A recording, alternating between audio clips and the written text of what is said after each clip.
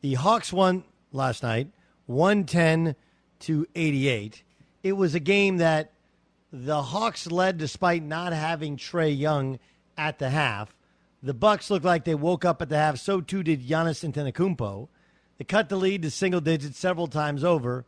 And then while they're down 10, Giannis goes up to block a shot, comes down, lands awkwardly, appears to have hurt his knee.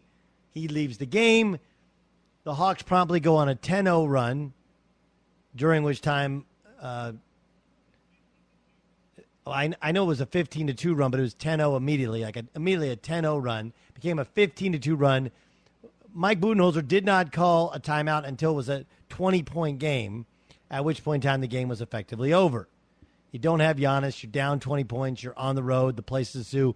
Even without Trae Young, that's a check, please. So with that series tied at 2, we don't know about Trae Young in Game 5, and we don't know about Giannis heading forward. We obviously hope both of them are okay. But that, of course, sparks up this conversation about the NBA and their need to have a season with a shortened offseason. Now, it should be pointed out several things. One, not every team was in the bubble last year. Right? The Hawks, the Warriors, not in the bubble. Not in the bubble. The Phoenix Suns were in the bubble but didn't play in the playoffs. They were the hottest team in the NBA and just missed the playoffs as they got into the play-in game. So the injuries, which would be wear and tear injuries, really affected teams like Miami and the Lakers because they stayed and played the longest. They had the shortest offseason. We could still, though, say that the Lakers only had 4 returning players from last year's championship team. Now, 2 of them did, in fact, get hurt. But what happens is, this is, I think, one of the biggest issues in our society we're seeing on the micro level with NBA players. We do not teach accountability. We don't. We don't teach accountability. When Paul George plays poorly, people are too mean about Paul George playing poorly. Like, hey, dude, you want to be a superstar? You're going to have to endure some criticism when you play like crap. That's part of the deal. But the same is true for NBA players. They did not have to play a 72-game season. Matter of fact, many players missed time during the season in order to rest themselves. And if we're totally honest, Giannis landed awkwardly because there was a gaggle of people. Trae Young rolled his ankle.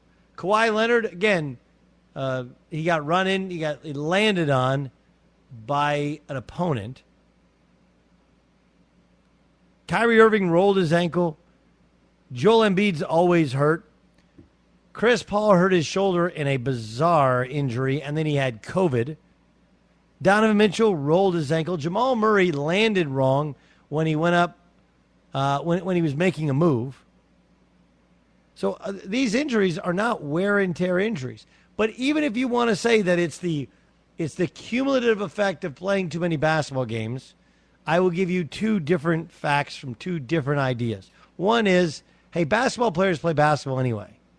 And though they might not play peak intensity NBA basketball, you can get hurt working out in the offseason just like you can get hurt playing an NBA game.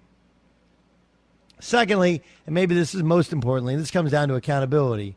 When was the last time you heard an NBA player say, hey, you know what? We got some injuries, and maybe it's because of a longer season, a shortened off season, but mostly that was because we didn't want to take less money. Right? Do you remember the NBA All-Star Game this year? I don't, because I didn't watch it. But why did it take place? Because the league needed its money and the players wanted to make all the money that was in their contracts, and the only way to do that was to fulfill it on a Saturday and Sunday in February on TNT. Players can sit here and say all they want about the league, and the greed. But the real greed is with the NBA players. NBA owners would have made less money had they had fewer games, but those guys are billionaires. The money for NBA teams is made on the value of a franchise. You lose money on the day-to-day.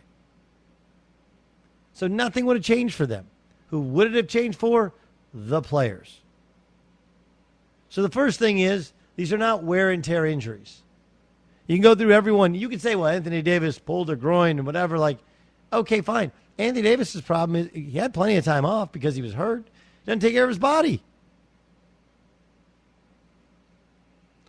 But the players knew better.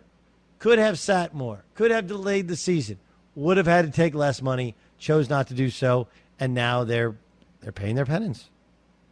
That's really what's happening. They're paying their penance.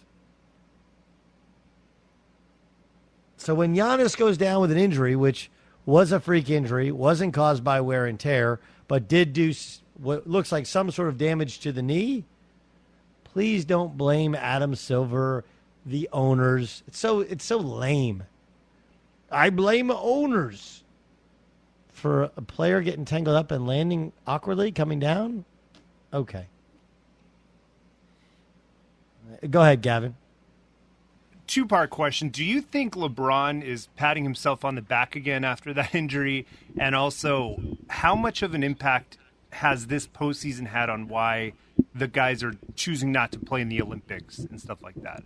Are they looking at this and choosing? Well, the Olympics have always been an issue with guys. But remember, it's like a lot of the guys going to the Olympics, Jeremy Grant, Kevin Love, whatever, these guys going, they hadn't been playing hoop in a while anyway. They've had plenty of breaks. So, do I think LeBron's patting himself on the back? I guess. But injuries have decided playoff series for years. We've had injuries. Mike Conley was injured when he was with the Memphis Grizzlies. He got hurt. The Lakers, when they had their three-peat with Kobe and Shaq, people forget Karl Malone got hurt. Rick Fox got hurt. The Warriors 2 years ago, they lost Kevin Durant to a torn Achilles tendon. They didn't have Klay Thompson got hurt game 6, right, when he landed awkwardly coming down off of a dunk. They also, it was a kid he's from Milwaukee. He just re-signed with him. Yeah, Kayvon Looney was hurt. Remember, he tore a chest muscle. They had a whole litany of injuries.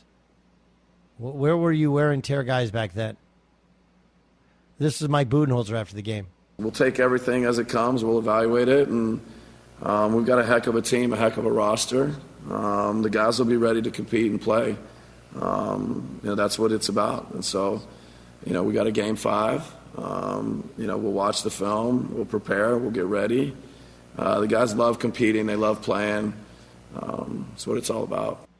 That's Mike Budenholzer, head coach of Milwaukee Bucks. I do think that just like without Trae Young, the Hawks got a little bump. Wouldn't surprise me if the Bucks get a little bump for a game or two without Giannis.